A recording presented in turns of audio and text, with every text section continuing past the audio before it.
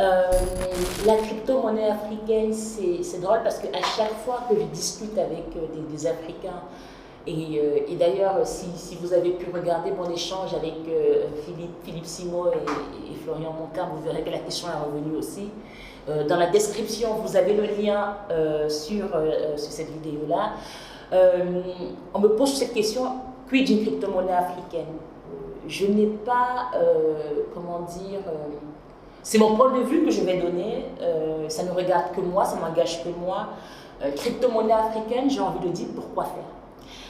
Ce qui m'a particulièrement intéressé dans cette technologie, cette révolution, c'était le fait de créer une monnaie sans frontières apolitique. Mettez-vous dans le contexte du monde actuel. Ça coûte exactement la même somme d'imprimer un billet de 1000 francs CFA que d'imprimer un billet de 100 € ou de 100 $. Mais l'un vaut 1000 francs CFA, l'autre vaut 65 000 francs CFA et l'autre vaut 50 000 francs CFA. Pourquoi? C'est la confiance que les gens ont dans la monnaie, dans les gouvernements, dans les États qui émettent ou qui gèrent cette monnaie-là, ces économies-là. Demain, moi, je veux d'un monde où on est jugé, chaque personne, chaque citoyen du monde, à l'aune de la valeur qu'on apporte aux autres.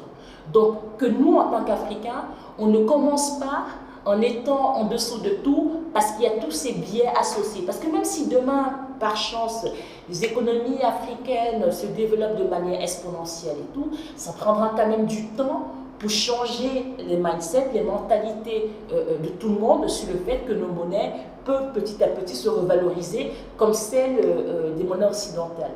Donc moi, je crois à une crypto-monnaie qui est universelle, qui est sans frontières, qui est apolitique. Du coup, ces crypto-monnaies africaines me rendent mal à l'aise. Ceci étant dit, il y a le projet du chanteur Akon qui est en train de se mettre en place au Sénégal, qui s'appelle le Ekoin. Dans la description, vous savez quoi faire, je vais vous mettre toutes les informations. Il a l'ambition de créer une cité nouvelle, il appelle la Wakanda City, où les transactions au sein de cette cité, qui aura des infrastructures sanitaires, scolaires, des industries, pourront se faire avec cette crypto-monnaie-là. Why not? À tester, à voir. Donc, moi aujourd'hui, je vous dis, je milite plus pour une crypto-monnaie sans frontières apolitique.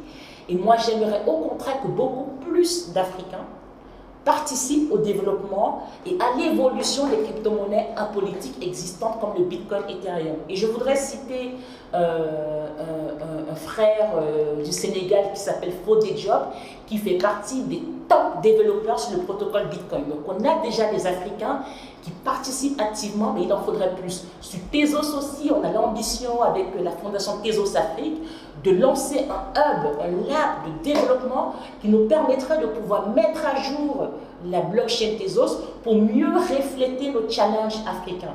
Parce que oui, je reste persuadée que l'Afrique a des challenges uniques qui ne sont peut-être pas pris en compte par ceux qui ont développé les blockchains existantes, mais ces blockchains continuent de vivre, d'évoluer. Donc participons à ces projets. Nous sommes citoyens du monde, on veut un monde sans frontières apolitiques, participons tous et mélangeons-nous, comme ça cette aspérité africain, européen, machin, n'existera plus.